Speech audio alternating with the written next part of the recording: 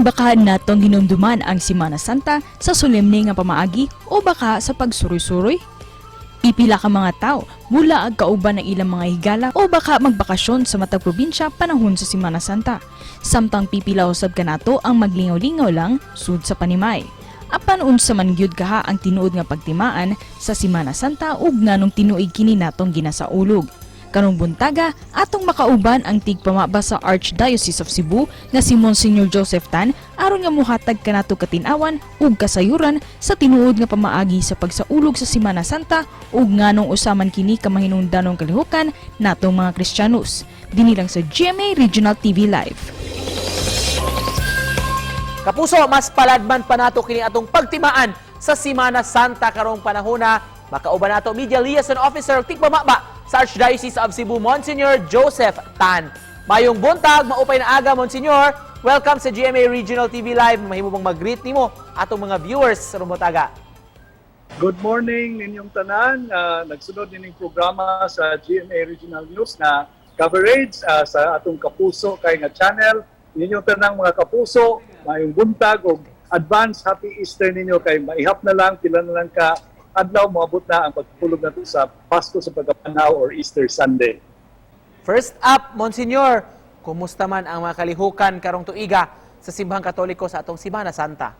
Karon pag yung taon tag gitugtan sa mga agencies nga nagpahigayon sa pag-address sa concern sa pandemic nga makahimo na ta pagpadayon sa atong mga naandan nga mga tulumanon alang sa Semana Santa. Ilabi na sugod sa Huwebes Santo, paingon sa Biyernes Santo, sa Sabado Santo o ngadto na sa Domingo sa pagkabanhaw.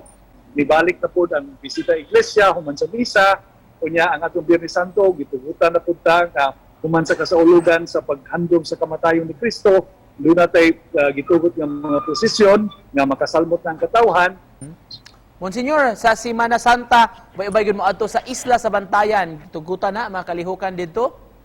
Gitawag na nagpiesta ang Bantayan tungod kay in recent times, it has become a tourist event murag sinulog kay ang Bantayan doon, nabantog kayo sa iyang mga nindot na karosa sa posisyon. Nindot kayo, elaborate kayo mga pamilya nga dugay na naghimo niini, mupagawa sa ilang mga tinaguan nga mga imahen sa pasyon sa Ginoo, unya ipasundayag ni siya sa usual religious procession, but tungod silang pagkanindot, tungod silang pagkadaghan, daghan ang mutuyog at Bantayan para mutanaw niini. Matun mo sa una, there was even a time na Biyernes Santo man dito sa gabi, nag-organize of something like a bikini open event niya. Gibadlong niya or concert pa to niya. Gibadlong na kini kay. It doesn't blend well. So to take out that idea, dili ni fiesta. Nahitabo lang nga ang mga tao ganahan mo adto dito tungod sa mga karosa nga makatabang unta silang pag-internalize sa sugilanon sa pasyon sa Ginoo. Monsignor, pero ang uban kadaghanan panahon sa Semana Santa murag typical way man sad ang ilang pag-celebrar. Pero unsa man yoy husto nga pamaagi sa atong pagtimaan niini? Kanang Sabado Santo nga misa sa gabi mo na nang para sa Domingo. The obligation is Easter Sunday or kung anticipate Saturday night, no, ang Easter Vigil.